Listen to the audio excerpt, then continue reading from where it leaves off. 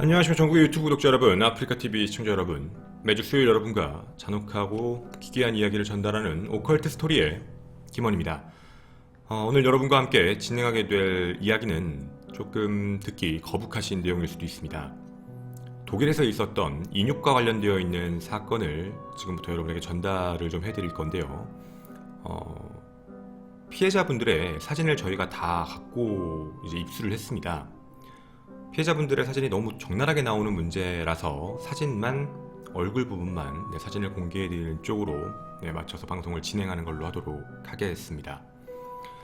자, 일단은 오늘 여러분과 이 내용에 대해서 들어가기에 앞서서 과거에도 여러 번 말씀을 드렸지만 이 내용은 정말 들으시면서도요, 이게 정말 가능할까? 이게 뭐지? 라고 아마 생각이 드실 겁니다.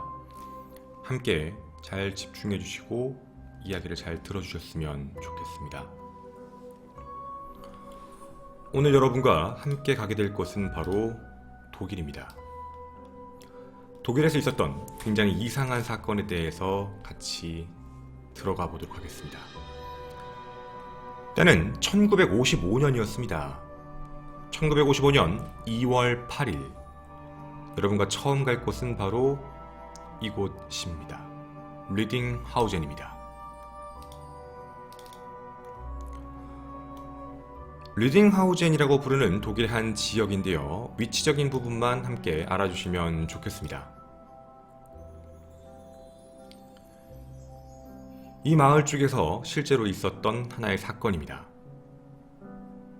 리딩하우젠에 있는 한 헛간에서 한 구의 시신이 발견이 됩니다. 시신은 굉장히 처참한 상태였습니다.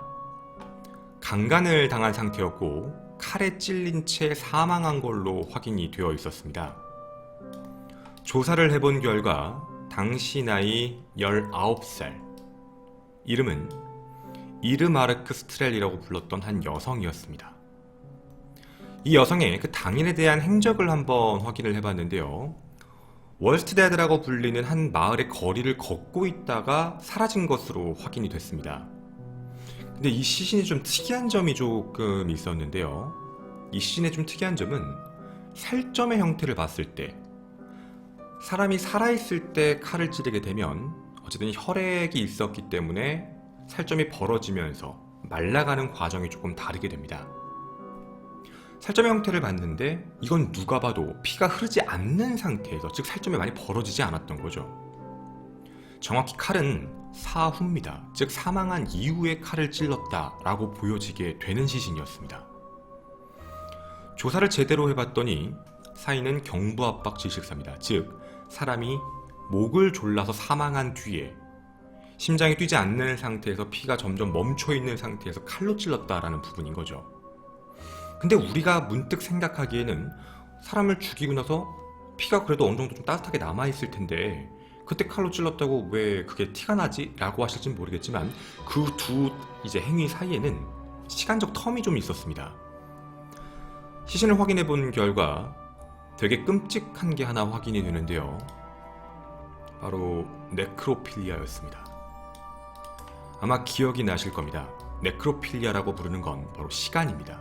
시신을 강간한다라고 해서 되게 이상한 성적 취향에 대한 문제인데, 즉 이 범인은 일단 사람을 경부압박 질식사로 죽인 뒤 시간 행위를 하고 나서 그 시간이 그만큼 지난 뒤에 최종적으로 칼로 찌르고 그리고 사라진 형태였던 겁니다. 범인에 대한 힌트를 도저히 찾을 수가 없었습니다. 어떠한 증거도 남기지 않고 사라졌기 때문이죠. 근데 여기서 또 끝나지가 않았습니다. 여러분이 보시는 독일의 이 지역에서 또 시간이 좀 지나고 나서입니다. 시간을 3년이 지나 1959년으로 갑니다. 3년이 지났습니다. 6월 16일 이곳에서 멀지 않은 곳입니다. 그렇게 멀지 않은 곳에서 또 한 번 확인이 됩니다. 바로 이곳은 라인하우젠 인근에 있는 한 강이었습니다. 한 강의 초원에서 시신이 또 발견이 되게 됐는데요. 시신은 이분이었습니다. 이름은 클라라 프리더 테서머라고 불렀고 당시 나이는 24살. 근데 똑같은 형태였습니다. 강간 및 시간 그리고 살해입니다.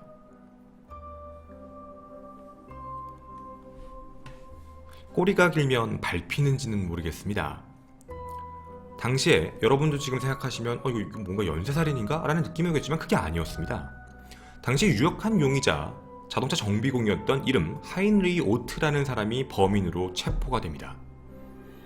그리고 그는 이전의 사건, 아까 있었던 첫 번째 사건의 혐의까지 전부 다 조사를 받게 됐던 겁니다. 그 조사에선 또 하나의 근거가 나오게 됐는데요. 중간에 있었던 게 하나가 더 확인됩니다. 그렇게 멀지 않은 곳이었는데요. 처음 사건이 1955년에 발생하고 나서 1956년 바로 이 지역입니다. 키리 헬렌이라고 부르는 지역에서 시신이 발견됐는데 이름은 에리카 슬루터라고요. 나이는 12살이었습니다. 똑같이 목 졸려 사망하고 강간, 즉 시간의 형태가 나왔던 모습이었죠. 이 행위까지 전부 다 걸어서 이 오트라는 남자에게 총 3가지 혐의점을 부여하고 체포를 합니다. 형태가 너무 유사했었기 때문이었죠. 그렇게 그는 감옥에 들어가게 됩니다. 그리고 얼마 후 감옥에서 죄책감 때문이었을까요? 자살을 합니다. 유력한 용의자가 자살을 했기 때문에 방법은 따로 없었습니다. 하지만 당연히 모든 이 사건, 위에 나왔던 3가지 사건은 자연스럽게 종결 처리가 되었습니다. 범인은 하이리 오트였습니다. 하지만 이 사건이 워낙 큰 사회적 이슈였고 많은 사람들이 놀래서 그랬는지는 모르겠습니다. 이상한 사건이 또 시작됩니다. 1959년 7월 26일 에센의 시티파크에서 16세였습니다. 16세에 또 한 소녀가 발견되는데 이름은 마누엘라 노트라는 여학생이었습니다. 사인은 목 졸림 후 시간을 당했는데요. 또 시체 강간이죠. 근데 거기서 안 끝났습니다. 오트가 저질렀던 범죄보다 한 단계 더 발전해 있는 상태였습니다. 이 시신이 발견됐을 때는 엉덩이 부분과 허벅지 부분에 살점이 없었습니다. 아예 사라진 거죠. 경찰은 이게 전에 있던 범죄에 대한 모방 범죄이면서 무언가 더 추가적인 끔찍한 범행을 저지른 좀 정상적이지 않은 사람이다 라고 생각을 하고 수사를 시작합니다. 그리고 범인이 6개월 후에 잡히게 됩니다. 그는 자기가 죽인 게 아니라고 주장을 하지만 어쨌든 체포되고 재판에 회부돼서 징역 8년형을 선고받고 복역하게 됩니다. 즉 모방범죄, 오트가 발생한 범죄, 오트가 저지른 범죄에서 한 단계 더 나아간 끔찍한 범죄였던 거죠. 시간이 또 얼마나 지났을까요? 또다시 3년이 지납니다. 1962년 4월 23일이었습니다. 딘슬레이컨 브럭하우젠이라고 부르는 곳에서 13살입니다. 13세의 이름 페트라 기제라고 부르는 소녀의 시신이 발견됩니다. 경찰은 바로 수사에 나섰고요. 범인을 체포합니다. 범인 이름은 빈첸츠 쿰이라는 사람이었습니다. 그리고 그 사람은 바로 유죄 판결받고 그리고 복역을 하게 됐던 거죠. 기분이 너무 안 좋았던 겁니다. 아니 왜 자꾸 유사 범죄랑 똑같은 일이 계속해서 발생하지? 그것도 따라하는 행위. 마치 누군가 조종하는 듯한 느낌이었던 거죠. 이렇게 유죄 판결을 받았음에도 불구하고요. 사건이 안 끝납니다. 1962년 6월 4일입니다. 거의 2달이 채 안 지났는데 12살의 이름 모니카 테펄이라고 부르는 소녀가 시신으로 발견됩니다. 모방범죄인 것처럼 또 위와 동일하게 엉덩이와 허벅지 살점이 없어진 상태였습니다. 경찰도 정말 미칠 노릇이죠. 범인을 잡아서 집어넣으면 또 모방범죄가 생기고 이런 게 생기면 안 되는 문제인데 말입니다. 용의자를 수색하기 시작했고 이름 월터 퀴커라는 사람을 체포하고 기소하기에 이릅니다. 하지만 월터 퀴커는 여기서 증거불충분으로 유죄 판결을 못 받게 됩니다. 그렇게 풀려났던 거죠. 하지만 월터는 이웃 주민들에게 살인자다라는 부분으로 질책을 받고 특히 아동 성범죄를 저지른 문제이기 때문에 질책을 받다가 그 지역사회에서 추방을 당하고 자살을 하게 됩니다. 이렇게 모든 게 다 끝나는 줄 알았습니다. 그런데 또 3개월 뒤에 1962년 9월 3일입니다. 버샤이드라는 곳에서 어떤 소녀가 사라져버리게 됩니다. 나이 12살 바바라라는 소녀였는데 갑자기 실종됐던 거였죠. 물론 시신은 찾질 못했습니다.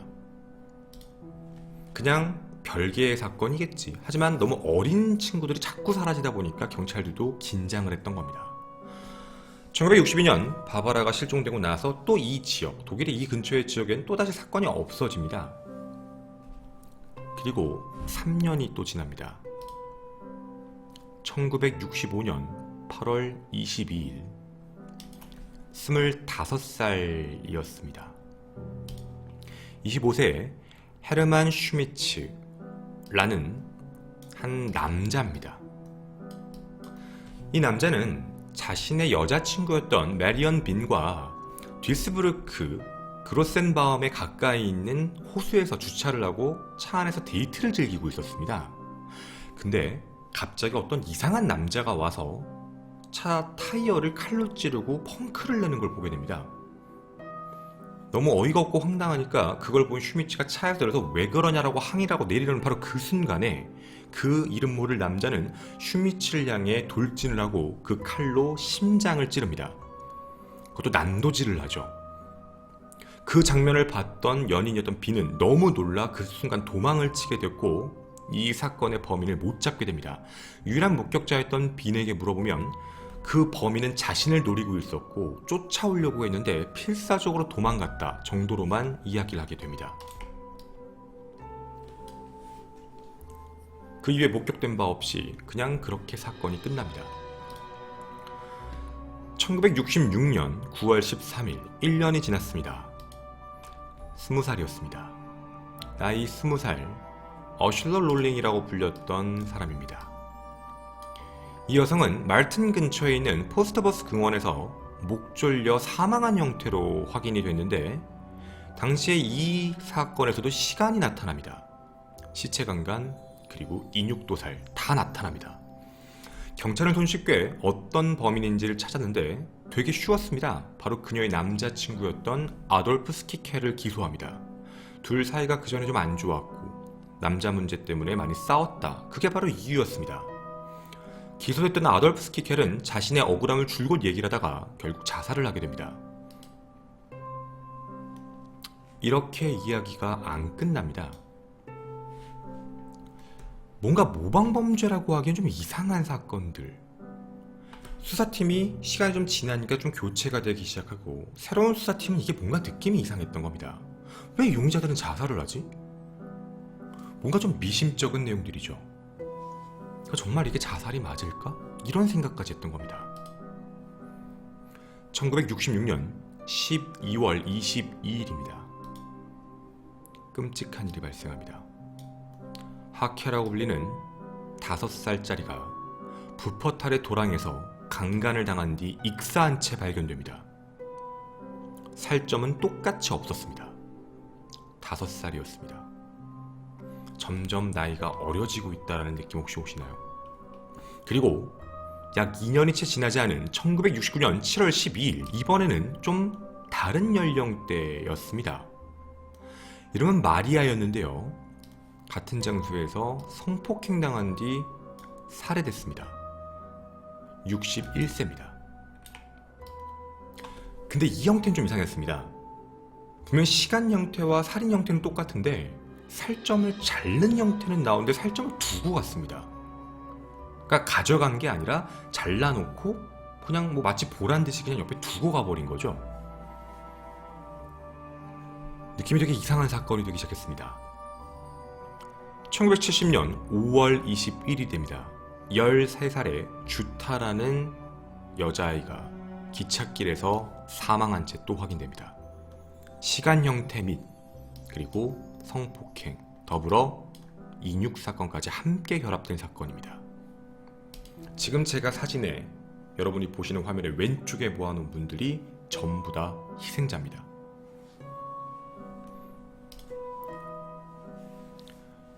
경찰들은 좀 새로운 시각을 접근합니다. 수사팀 자체가 새로 바뀌었기 때문에 이게 뭔가 모방범죄라고 치기에는 너무 이상할 정도로 연속적이다라는 판단을 했던 거죠. 그리고 운명의 그날이 시작됩니다. 1976년에 또 한 번 사건이 발생하게 되는데요. 5월 8일 이름 카린이라고 부르는 사람이 또다시 강간당하고 살해된 채 발견이 됩니다. 그리고 2달이 지납니다. 이제 우리는 정말 무서운 진실 하나를 알아야 될 때가 왔다라고 생각이 듭니다. 1976년 7월 위 사건들이 나오고 있는 상태, 아직 해결이 안 되는 상태에서 또다시 아동 하나가 실종됩니다. 이번에는 나이가 4살이었습니다. 당시 사진에 있던, 신문에 있던 사진이라 화질이 좀 안 좋은 점 양해 부탁드립니다. 이름은 메리언 캐터라고 부르는 4살짜리 여자아이였는데 실종 신고지만 수사팀은 느낌이 너무 안 좋았던 겁니다. 그동안 계속 실종됐으니까. 그 전에는 범인들이 잡혀서 해결됐다 치더라도 요 근래 몇 년 사이에 지금 미해결이 5건이 넘었던 겁니다. 경찰은 이 아이의 흔적을 찾고 있다가 마지막으로 목격한 곳이 어딘지를 찾게 됩니다. 독일에 있는 한 아파트였죠. 그 아파트 같은 집을 들어갔다는 얘기를 듣고 경찰은 출동을 하게 됩니다. 바로 그날이 1976년 7월 3일이었습니다. 그 아파트먼트에 도착한 경찰은 주변인한테 참고인 진술을 받고 있었습니다. 띵동 누르고 혹시 이런 아이 보셨나요? 근데 거기서 한 남자에 대한 이야기를 듣게 됩니다. 이 아이랑 같이 있던 것 같기도 한데 아닌 것 같기도 하고요. 그 남자가 누굽니까? 라는 질문에 사람들은 한 사람을 가리킵니다. 바로 이 남자입니다. 이름은 요아킴 크롤. 1933년 4월 17일생이었습니다. 근데 마을 사람들, 아파트 사람들이 이 사람을 얘기했던 이유가 사실 있었습니다. 크롤은 아이들에게 굉장히 잘해주는 이웃이었습니다. 아이들과도 친하게 지내고, 그리고 아이들과 산책도 자주 가고, 아이들이 좋아하는 간식도 자주 주며 아이들과 친해지려고 노력도 했고, 아이들이 좋아하는 인형도 많이 갖고 있었던 사람이었죠. 주변 이웃들 그리고 어린이들에게도 요아킴 삼촌이라고 불릴 정도로 되게 친밀한 관계였기 때문에 아이 얘기를 하니까 그냥 아이랑 친한 사람이요, 요아킴이요, 이렇게만 얘기했던 겁니다. 경찰은 처음에 잘못 짚었나라고 생각했는데 조금 더 조사를 해보기 위해서 이제 요아킴이 사는 층으로 들어가게 됐던 겁니다. 이 아파트는 되게 부유한 아파트가 아니라 이웃들끼리 함께 화장실을 따로 쓰는 그런 아파트입니다. 즉 집과 집 그리고 화장실은 밖에 하나, 이렇게 해서 하나의 층을 이루고 있는 아파트먼트였는데 옆집에 사는 사람에게 먼저 가서 물어봤던 겁니다. 혹시 요아킴 크롤에 대해서 좀 아세요? 라고 물어봤더니 아이들과 되게 친하게 지내고 되게 조용한 사람이고 그냥 좀 착한 사람이에요, 이런 정도로만 이야기를 하게 됩니다. 좀 더 자세하게 그동안 요아킴하고 얘기했던 뭐 없나요? 라는 질문을 하는데 별거 아닌데 얼마 전에 좀 일이 하나 있긴 했었어요. 무슨 일이죠? 라고 질문 던졌는데 이거 별거 아닌데? 그게 아니라 얼마 전이었는데요, 저희 화장실 같이 쓰는데 화장실이 막혔어요. 그래가지고 제가 그때 마지막으로 대화한 것 같은데, 제가 화장실을 쓰려고 했더니 크롤이 화장실 막혔다고, 그래서 아래층 가서 쓰라고 얘기를 해가지고 물이 안 넘어간다, 그래서 이제 배관공을 불러야 될 것 같다, 이런 얘기를 했다 정도로만 이제 얘기를 하게 됩니다. 경찰은 혹시나 하는 마음이었던 거죠. 직감적인 문제였기 때문에 혹시나 하는 마음에 배관공을 부르게 됩니다. 그게 바로 그 집입니다. 배관공을 부르고 그 배관공에게 여기 한번 뚫어주세요 라고 이야기를 합니다. 그리고 뚫으려고 보는데 배관공은 이런 얘기를 합니다. 이거 안에 이상한 걸로 막혀 있어요. 이거 그냥 다 뜯어봐야 될 것 같은데? 결국 다 뜯었던 거죠. 배관을 뜯고 배관 파이프를 쪼개는 순간 믿을 수 없는 게 나오게 됩니다. 그곳에선 심장, 첫 번째 나온 겁니다. 심장, 그리고 한 쌍의 폐, 그리고 간, 그리고 또 간, 그리고 하나의 심장, 이렇게 5가지의 장기가 나오게 됩니다. 경찰은 이제 직감이 온 겁니다. 크롤이다. 크롤이 이 여자아이 범인이다. 우리가 찾고 있던 메리언 캐터 4살짜리 아이의 이제 살인 용의자구나 라고 생각을 바꾼 겁니다. 근데 한 가지 떠올랐던 생각이 있다고 합니다. 왜 간이 2개지? 왜 심장도 2개지? 어쨌든 이 부분을 확인해 놓고 나서 크롤이 그 화장실에다가 장기를 놓고 물을 내려버렸던 거죠. 아파트 안을 급습합니다. 바로 크롤의 집이었습니다. 실제 사진입니다. 우측에 폴리스 파일 포토라고 적혀있는 것도 보이실 겁니다. 확인해본 결과 정말 놀라운 게 눈에 띄게 됩니다. 부엌에 있는 지금 스토브 보이시죠? 냄비 같은 게 보이실 텐데 저 안에는 당근, 감자, 그리고 고기가 있었습니다. 근데 그 고기는 누가 봐도 인육이었습니다. 왜 알 수밖에 없었냐면 되게 작은 손이었습니다. 누가 봐도 4살짜리 아이의 손의 크기였죠. 그걸 끓인 스프가 저 안에서 발견됩니다. 바로 그 4살짜리 아이는 사망한 상태였습니다. 그리고 조심스럽게 냉장고 문을 연 순간 더 깜짝 놀랍니다. 그 안에 굉장히 많은 시신의 살 덩어리들이 보이게 됩니다. 처음엔 고기인 줄 알았다고 합니다. 하지만 모양 자체, 그리고 손 이런 것들이 보여서 인육이라고 바로 판단을 했던 거죠. 바로 범인이었습니다. 그리고 집안을 수색해본 결과 이것만 있었던 게 아니었습니다. 집에 굉장히 수많은 인형들이 있었습니다. 기억나십니까? 그 인형들은요, 아이들, 동네 아이들에게 보여주면서 했던 그 인형입니다. 근데 그 인형이 정상적으로 있지 않았습니다. 그 인형은 찢겨져 있거나 칼로 난도질이 되어 있거나 되게 이상한 형태의 모습으로 바뀌어 있었습니다. 크롤에게 물어본 결과 인형으로 밤마다 폭력적인 환상 및 상상을 하며 사람을 죽이는 상상을 하고 그걸 그 인형에다가 감정이입을 해서 행동을 연습해왔던 겁니다. 그거를 만졌던 여자아이, 그럼 그게 그 여자아이다 라고 생각하고 찔렀던 거죠. 그리고 그뿐만 아닙니다. 그 인형들에는 전부 다 이상한 타액이 묻어 있었습니다.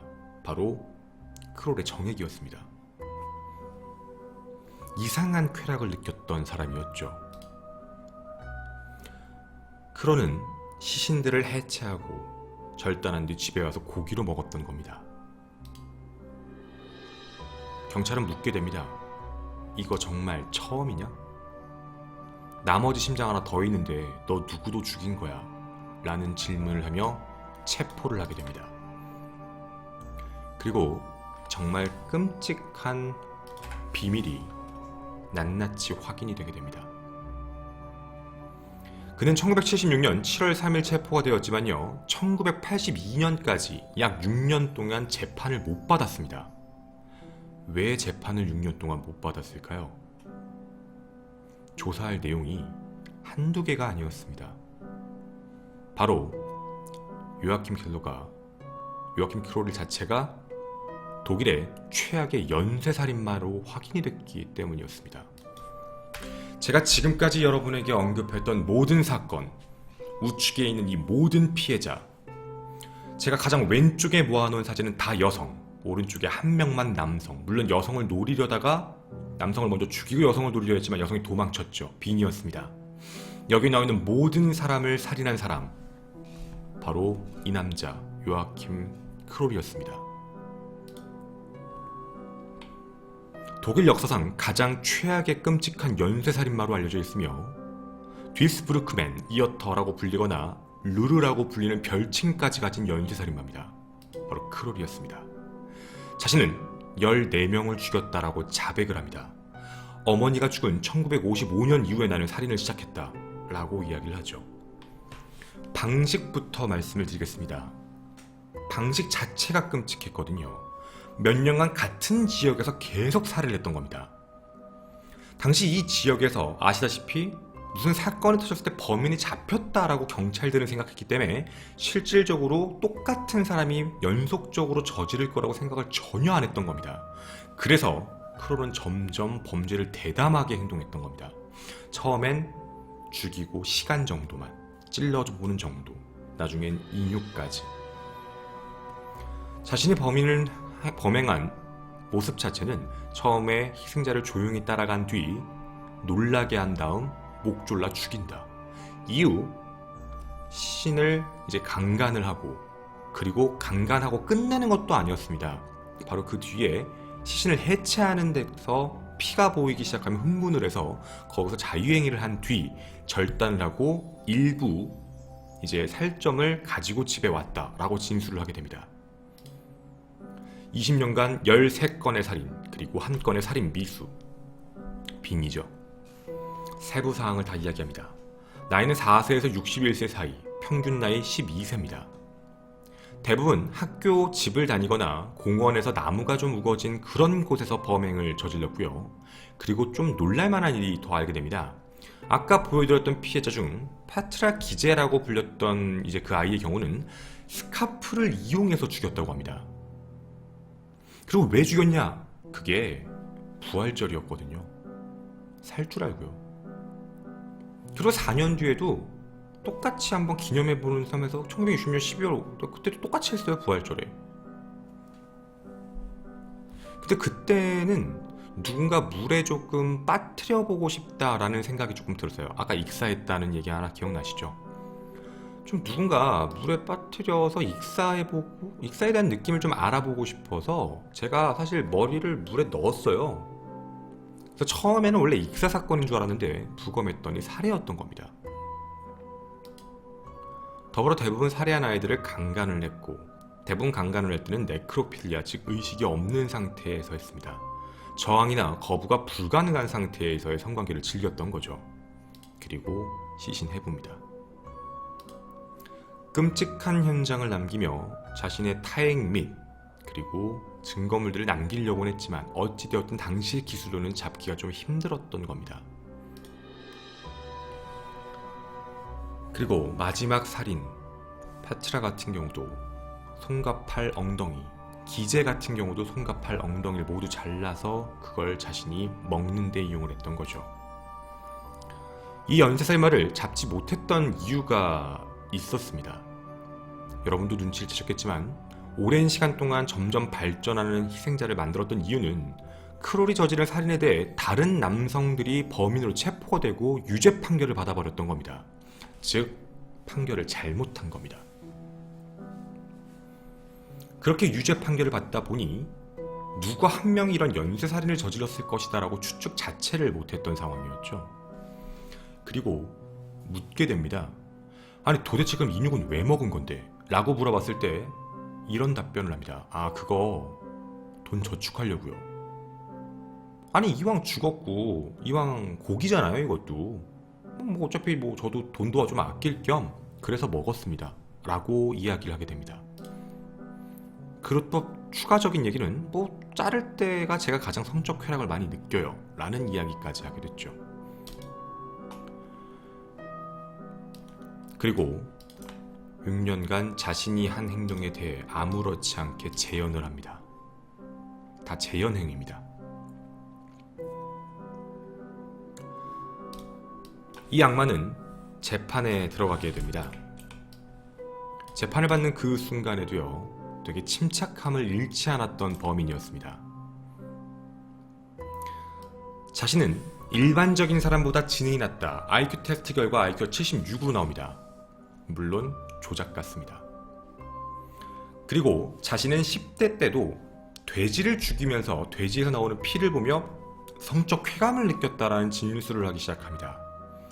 13건의 살인, 1건의 살인 미수. 하지만 재판부는 8건의 살인 혐의, 1건의 미수 이렇게 기소합니다. 왜냐면 나머지의 범죄는 범인이 잡혔거든요.